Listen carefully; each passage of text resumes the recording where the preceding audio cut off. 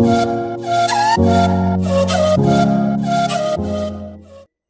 Morning students.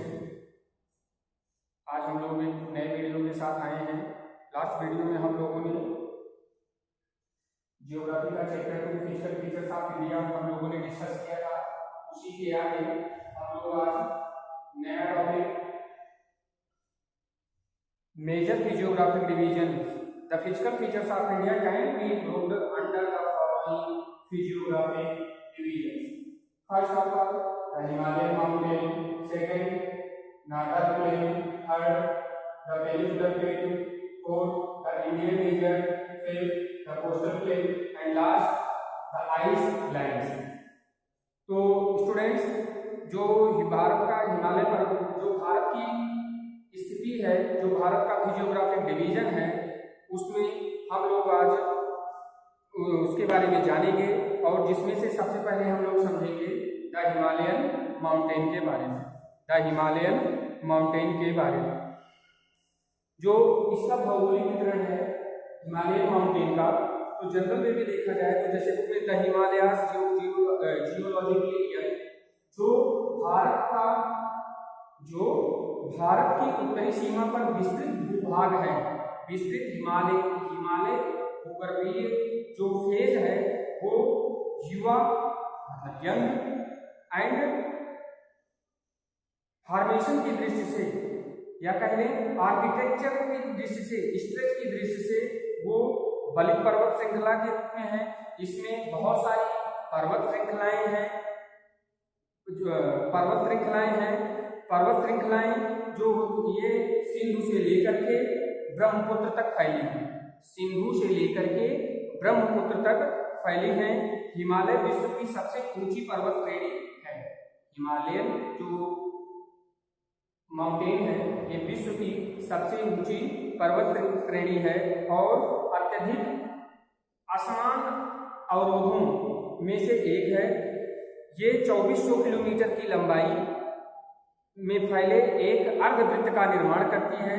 इसकी जो width है, इसकी जो चौड़ाई है वो कश्मीर में 400 किलोमीटर, कश्मीर में 400 किलोमीटर, अरुणाचल में 150 किलोमीटर, असम अरुणाचल में 150 किलोमीटर और इसके अन्य भाग की अपेक्षा पूर्वी भाग की ऊंचाई में जो डाइवर्सिटी है वो ज्यादा पाई जाती है। अब अपने पूरे देशांतरी विभाजन के बाद इसको हम 3 भागों में बांट सकते हैं। इस हिमालय माउंटेन को हम 3 भागों में बांट सकते हैं। इन श्रृंखलाओं के बीच बहुत ज्यादा संख्या में वैलीज भी पाई जाती हैं। सबसे उत्तरी भाग में स्थित श्रृंखला को महान या ग्रेटर हिमालय कहते हैं, महान या ग्रेटर हिमालय कहते हैं, या कह सकते हैं कि ग्रेटर ना कहें, इनर हिमालय कहें, जिसको हम लोग हिमाद्री कहते हैं।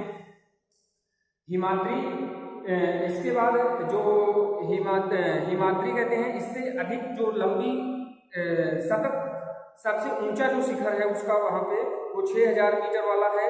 हिमालय के सभी मुख्य शिखर जो है, जैसे आपने नाम सुना होगा, आपकी बुक में भी एनसीईआरटी में दिया गया है, पेज नंबर 11 पे देखेंगे तो some highest peak of the Himalaya दिया गया है। उसमें माउंट एवरेस्ट, कंचनजंगा, मकालू, धौलागिरी, नंगा पर्वत, अन्नपूर्णा, नंदा देवी, गौमेर, नक्चा बारवा, कुरुला मानधाता, ये इतनी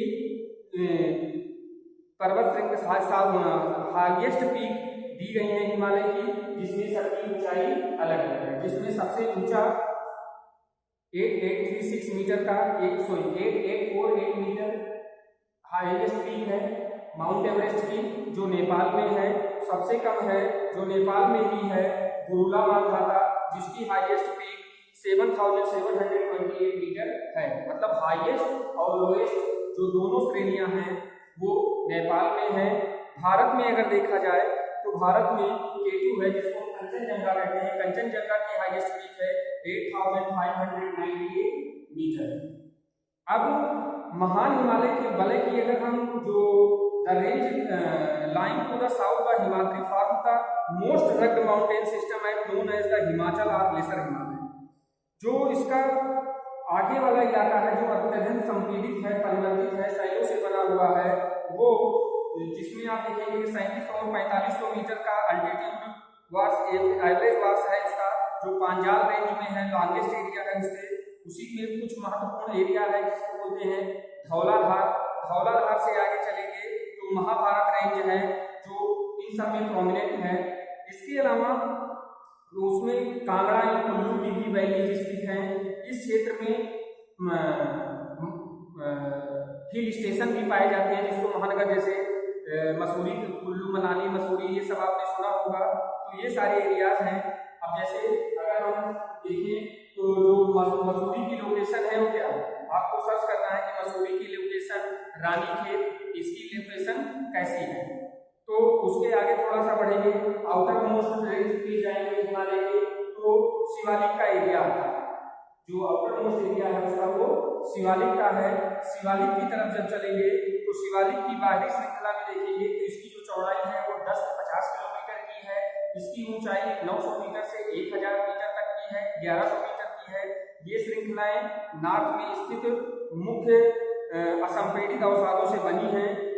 ये घाटियां बजरी तथा जलोढ़ मोटी परत से बनी हुई हैं, घाटियां ढकी हुई हैं। इसमें जो निम्न हिमाचल तथा शिवालिक का जो एरिया है वो दून के नाम से जाता है।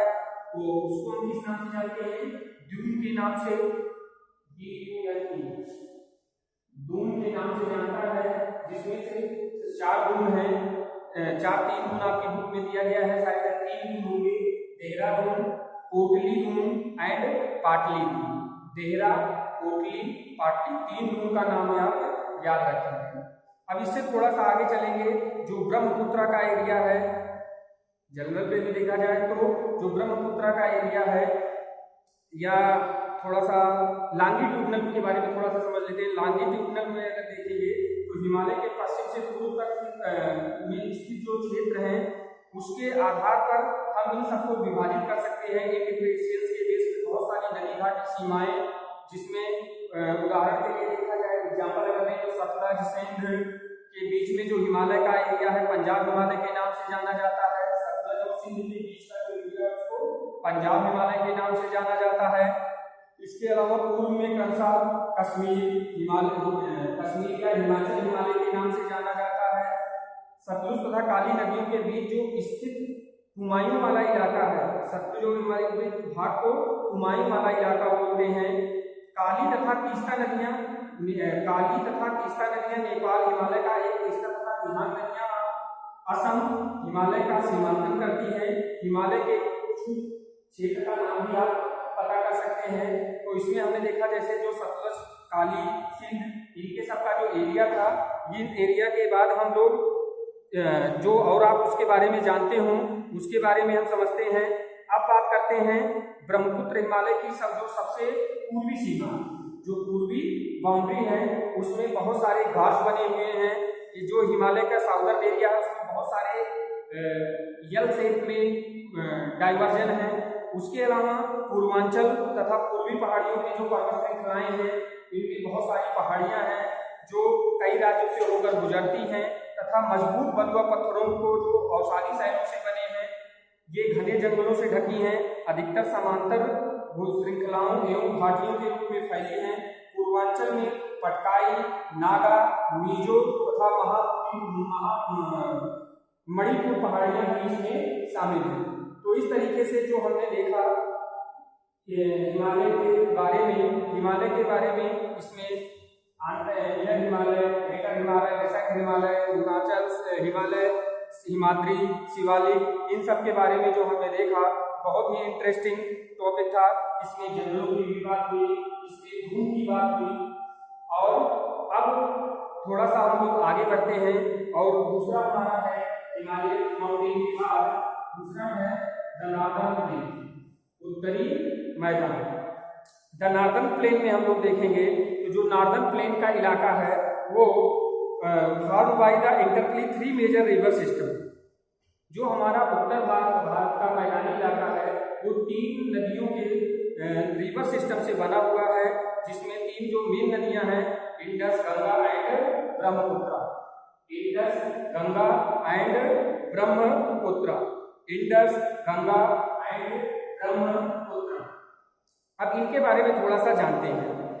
अब लाखों वर्षों से हिमालय के गिरिपाद में जो बेसिन है, बेसिन में जलोढ़ों का निक्षेप हुआ, जमी, उससे वहां पे उपजाऊ मिट्टी का निर्माण हो गया। यह मैदान लगभग 2400 किलोमीटर लंबा, 240 किलोमीटर से 320 किलोमीटर तक चौड़ा, यह हाई डेंसिटी पॉपुलेटेड एरिया है, जियोग्राफिकल एरिया है। इसमें फर्टिलाइज्ड सॉइल पर्याप्त मात्रा में है, क्रॉपिंग के अकॉर्डिंग, क्रॉप्स के अकॉर्डिंग क्लाइमेटिक कंडीशन है। उत्तर पर्वत में आने वाली जो नदियां हैं उनके निक्षेपण का कार्य यहीं पे होता है।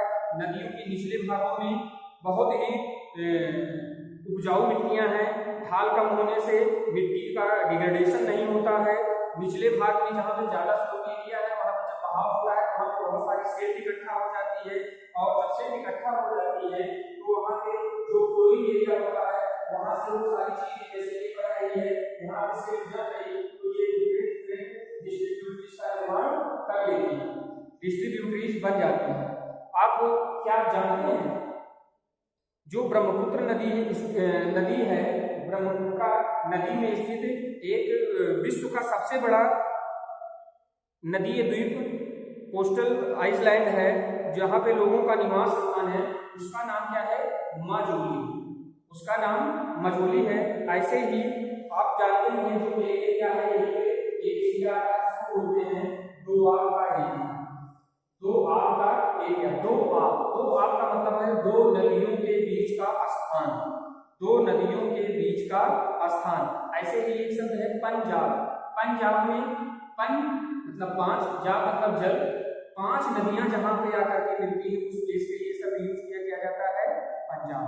अब थोड़ा सा और आगे बढ़ते हैं, और आगे बढ़ेंगे तो जो नार्दर्न एरिया है, नार्दर्न एरिया का जो लोअर कोर्स है उसमें अगर हम देखेंगे तो उसको हम डिफरेंट सब क्लास में डिवाइड कर सकते हैं। इसके पश्चिम भाग को पंजाब का मैदान कहा जाता है, सिंधु तथा इसकी सहायक नदियों के द्वारा बनाए गए इस मैदान का बहुत बड़ा भाग हमारे नेबरिंग कंट्री पाकिस्तान में है। सिंधु तथा इसकी सहायक नदियां जिसमें झेलम, चिनाब, रावी, ब्यास, सतलज हिमालय से निकलती हैं। मैदान के इस भाग में दोआब की संख्या बहुत ज्यादा अधिक हो जाती है। गंगा के मैदान का विस्तार घाघरा तथा तीस्ता नदियों के बीच में है। यह उत्तरी भारत के राज्य हरियाणा, दिल्ली, यूपी, बिहार, झारखंड इन सब के कुछ भाग का हिस्सा पश्चिम बंगाल में आ जाता है। ब्रह्मपुत्र का मैदान इसके पश्चिम एरिया अर्थात असम के एरिया में हो जाता है। उत्तरी मैदान की अगर हम एक्सप्लेनेशन करें, नॉर्दर्न प्लेन की अगर हम ज्यादा ब्रॉड अगर एक्सप्लेनेशन में जाएं तो उसके जो उच्चावच हैं उनमें बिना किसी विविधता वाले समतल स्थल की कल्पना की जा सकती है। यही सही नहीं है, इन विस्तृत मैदानों में भौगोलिक आकृतियों में विविधता है। आकृतिक भिन्नता के आधार पर उत्तरी मैदान को 4 भागों में डिवाइड किया गया है। नदियां पर्वतों से नीचे उतरते समय शिवालिक की ढाल पर 8 से 16 किलोमीटर के चौड़ी पट्टी में गुटिका का निक्षेपण करती हैं, जिसे भाबर का एरिया कहते हैं। जिसे कौन सा एरिया कहते हैं? भाबर का एरिया कहते हैं।